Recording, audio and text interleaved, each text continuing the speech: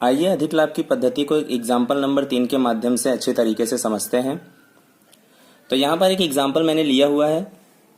साझेदारी पेढ़ी के लाभ संबंधी तथा अन्य सूचना के आधार पर साझेदारी पेढ़ी की ख्याति की कीमत अधिक लाभ की 3 वर्ष की खरीदी के आधार पर निश्चित कीजिए।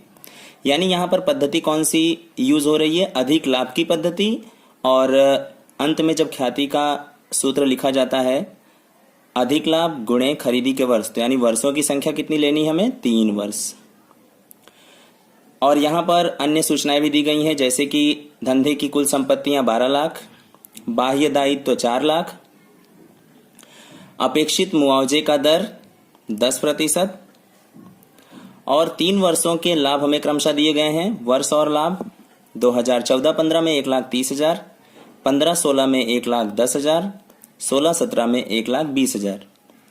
आइए 6 फैक्टर्स के थ्रू इस पूरे सवाल का जवाब निकालते हैं, यानी ख्याति की गणना करते हैं। तो यहां पर पहला फैक्टर,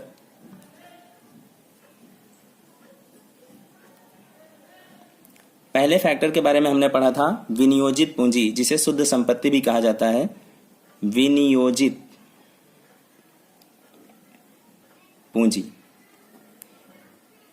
इससे पहले की वीडियो में विनियोजित पूंजी का हमने फॉर्मूला पढ़ा था, कुल संपत्तियां माइनस बाह्य दायित्व। तो यहां आप देख रहे हैं कुल संपत्तियां हमें कितनी दी गई हैं? 12 लाख रुपए। तो यहां पर कुल संपत्तियों के स्थान पर 12 लाख माइनस बाह्य दायित्व आपको दिखाई दे रहा होगा 4 लाख रुपए। तो 12 लाख में से 4 लाख हम माइनस कर देंगे तो कितना मिल जाएगा? 8 लाख। ये जो 8 लाख मिला है ये हमारे लिए क्या है? विनियोजित पूंजी, यानी इतनी पूंजी रियल मायने में हमने धंधे में इन्वेस्ट किया हुआ है। दूसरा फैक्टर था अपेक्षित मुआवजे का दर।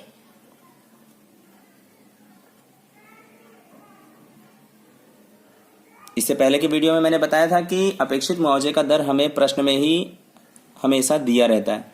तो यहां पर प्रश्न में ही दिया गया है 10%। तीसरा फैक्टर था अपेक्षित लाभ।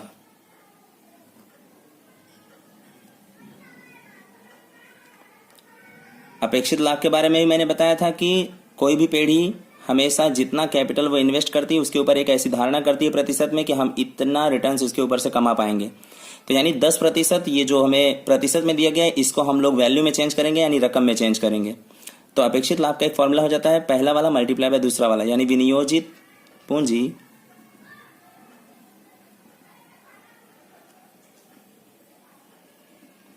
गुणे अपेक्षित मुआवजे का दर। तो विनियोजित पूंजी अभी अभी हमने ज्ञात किया हुआ है, कितना है? 8 लाख रुपए।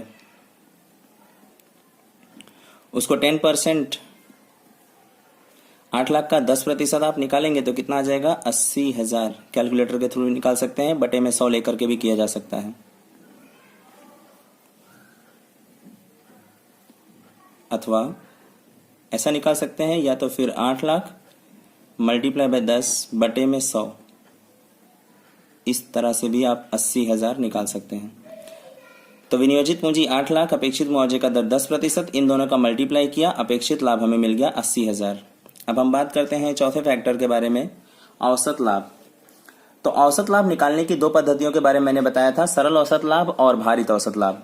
सरल औसत लाभ का प्रयोग तब करना है जब लाभ जो है किसी खास पैटर्न को फॉलो ना करता हो, यानी किसी चढ़ते या उतरते क्रम में ना हो। और भारित औसत लाभ की पद्धति का प्रयोग तब करना है जब लाभ चढ़ते या उतरते क्रम में हो। तो यहां पर जरा हम लाभ को देख लेते हैं कि क्या ये चढ़ते क्रम को फॉलो कर रहा है या उतरते क्रम को। तो 14-15 में 1,30,000 है, उसके बाद घटा है 1,10,000, यानी 20,000 घटा, उसके बाद में फिर से बढ़ गया। तो यानी ये एक बार घट करके बढ़ रहा है, क्रमशः घट नहीं रहा है या क्रमशः बढ़ नहीं रहा है, ऐसा नहीं।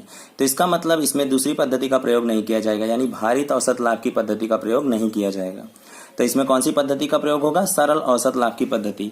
तो यहां पर हम लोग निकालेंगे सरल औसत लाभ, जिसका हमने फॉर्मूला पढ़ा था, कुल लाभ बटे में कुल वर्ष या वर्षों की संख्या, वर्षों की संख्या। तो यहां पर बात कर लेते हैं कुल लाभ की। तो यहां पर कुल लाभ हमें मिल जाएगा 3,60,000।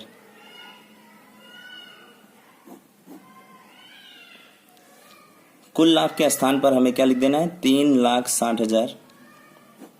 वर्षों की संख्या है, नंबर ऑफ ईयर्स कितने दिए हुए थे? 1, 2, 3 साल। तो यानी सरल औसत लाभ हमें मिल जाएगा 3,60,000 को 3 से डिवाइड कर देंगे तो 1,20,000। तो ये चौथा फैक्टर भी हमें मिल गया, सरल औसत लाभ। सरल औसत लाभ कहें या औसत लाभ कहें, दोनों का मतलब सेम ही है। अब हम बात कर लेते हैं 5वें पॉइंट के बारे में, जो था अधिक लाभ। अधिक लाभ के बारे में भी मैंने बता दिया था कि जनरली जो हम धारणा करते हैं, अगर रियल में उससे भी अधिक लाभ हम कमाते हैं तो वो हमारे लिए जो अंतर की रकम आ रही है वो हमारे लिए क्या होती है? अधिक लाभ। यानी यहां पर हमने अपेक्षा कितने का रखा हुआ था? 80,000 रुपए का, लेकिन हमने कमा कितना लिया है? 1,20,000। तो जाहिर सी बात है हमने इससे ज्यादा कमा लिया। तो कितना ज्यादा कमा लिया? 1,20,000 माइनस 80,000 यानी 40,000 ज्यादा कमा लिया। जो 40,000 आ रहा है वो हमारे लिए क्या होगा? अधिक लाभ। तो अधिक लाभ का यहाँ एक फॉर्मूला क्रिएट कर देते हैं। औसत लाभ